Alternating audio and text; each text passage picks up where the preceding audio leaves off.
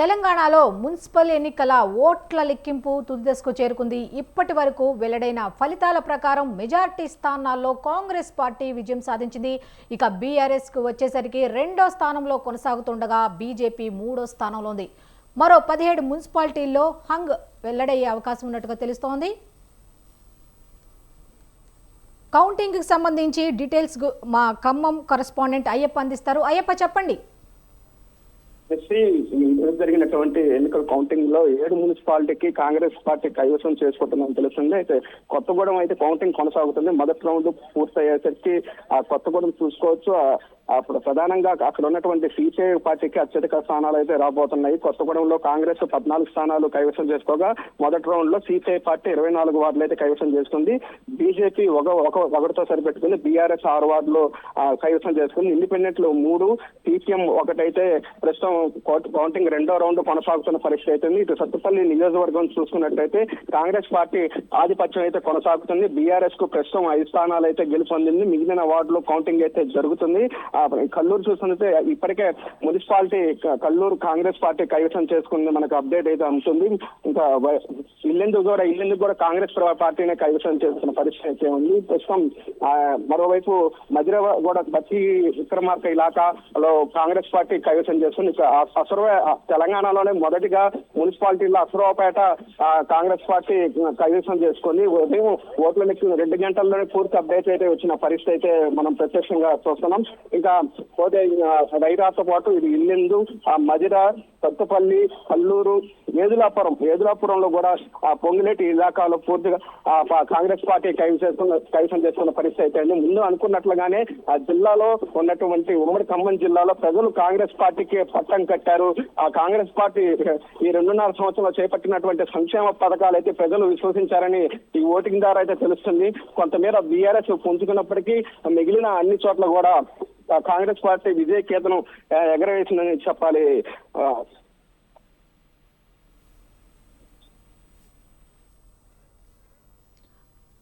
అయ్యప్ప, ఆధిక్యంపై కాంగ్రెస్ నాయకులు ఏం చెప్తున్నారు? మొదటి నుండి నేను చెప్తున్న వాళ్ళ అంచనాల ప్రకారం మొదటి నుండి కూడా కాంగ్రెస్ పార్టీ 7 మున్సిపాలిటీల్లో గెలుస్తామని చెప్పారు. మరోవైపు కొత్తగూడెంలో కూడా మేమే గెలుస్తామని కూడా సర్వేలు చెబుతున్న పరిస్థితి నేపథ్యంలో సంక్షేమ పథకాలు ప్రజలు విశ్వసించారు. అధికార పార్టీకి పట్టం కడతారని వాళ్ళు మొదటి నుండి చెబుతున్నారు. గతంలో కూడా అసెంబ్లీ స్థానాలు చూసుకోవచ్చు. అప్పుడు కూడా పొంగులేటి శ్రీనివాసరెడ్డి చెప్పిన విధంగానే ఈ రోజు మున్సిపాలిటీలో ప్రవేశం చేసుకున్న పరిస్థితి అయితే ఉంది. కొంతమంది ఇండిపెండెంట్ గెలిచినప్పటికీ బీఆర్ఎస్ పార్టీకే ప్రజలు మొగ్గు చూపారు. ఎందుకంటే ఇందిరమ్మ ఇల్లు కావచ్చు, 6 గ్యారెంటీలు అయితే ప్రజలు విశ్వసించిన పరిస్థితి అయితే ఉంది. ప్రస్తుతం వత్తుపల్లి మున్సిపాలిటీలో 23 వార్డులకైతే ఇప్పటి వరకు అయితే కాంగ్రెస్ పార్టీ 14 స్థానాలు కైవసం చేస్తున్న పరిస్థితి అయితే ఉంది. ఇంకా కల్లూరు మున్సిపాలిటీలో కూడా 20 వార్డులో పూర్తిగా కాంగ్రెస్ పార్టీనే పైచేయి సాధించింది. ఎందుకంటే ఇప్పటికే కాంగ్రెస్ పార్టీ నేతలు చెప్పుకుంటున్న విధానం ప్రకారం ప్రజలైతే కాంగ్రెస్ పార్టీ చేపట్టినటువంటి సంక్షేమ పథకాలు ప్రజలు విశ్వసించారని బీఆర్ఎస్ పార్టీ ఎన్ని మాటలు చెప్పినప్పటికీ కూడా ప్రజలైతే కాంగ్రెస్ పార్టీకి పట్టం కట్టారని కాంగ్రెస్ నేతలు చెబుతున్న పరిస్థితి అయితే ఉంది. ఇప్పుడు కాంగ్రెస్ కు సంబంధించి కాంగ్రెస్ వాళ్ళ వర్షన్ ఈ విధంగా ఉంటే బీఆర్ఎస్ కానీ బీజేపీ వాళ్ళ నాయకుల వర్షన్ ఎట్లా ఉంది? వాళ్ళు ఏం చెప్తున్నారు? బీజేపీ బీఆర్ఎస్ నాయకులు గతంలో ఈ 2.5 సంవత్సరంలో కాంగ్రెస్ పార్టీ ఎటువంటి అభివృద్ధి చేయలేదు. కేవలం మాటలకే 6 గ్యారెంటీలు పరిమితం అయ్యాయి తప్పితే ప్రజలకు ఏ విధంగా సంక్షేమ పథకాలు అందలేదని బీఆర్ఎస్ నేతలు కావచ్చు, బీజేపీ నేతలు కూడా ఆరోపిస్తున్న పరిస్థితి అయితే ఉంది. కానీ కొత్తగూడెంలో కొంతమేర 1-2 చోట్ల అయితే బీజేపీ ఆధిక్యం అయితే కనపడుతున్న పరిస్థితి అయితే ఉంది. మరోవైపు బీఆర్ఎస్ కూడా 6 స్థానాల్లో కొత్తగూడెం కార్పొరేషన్ కైవసం చేస్తున్నారు. మరి ఇంకా మాకు సీట్లు పెరిగే అవకాశం ఉందని కూడా బీఆర్ఎస్ నేతలు కానీ ఇటు బీజేపీ నేతలు కూడా చెబుతున్న పరిస్థితి అయితే ఉంది. కాంగ్రెస్ పార్టీ 6 గ్యారెంటీలు ఇవ్వడంలో విఫలమైందని కూడా బాకీ గార్డుల పేరుతో ప్రచారం చేస్తున్న పరిస్థితి అయితే ఉంది. అయితే అక్కడ ప్రజలు ఏమనుకుంటున్నారు? ఓట్లు వేసిన వాళ్ళ స్పందన ఎట్లా ఉంది? మేము ఇట్లా డెవలప్మెంట్ చేస్తున్నారు కాబట్టి రాష్ట్రంలో వాళ్ళు ఉన్నారు కాబట్టి ఇక మాకు తప్పని పరిస్థితిలో ఇట్లా వేయేసాము అనుకుంటున్నారా? లేకపోతే మాకు లోకల్గా డెవలప్మెంట్ కావాలి కాబట్టి ఇక మాకు వెయ్యాలి కాబట్టి వేసాం అనుకుంటున్నారా? ఏమంటున్నారు?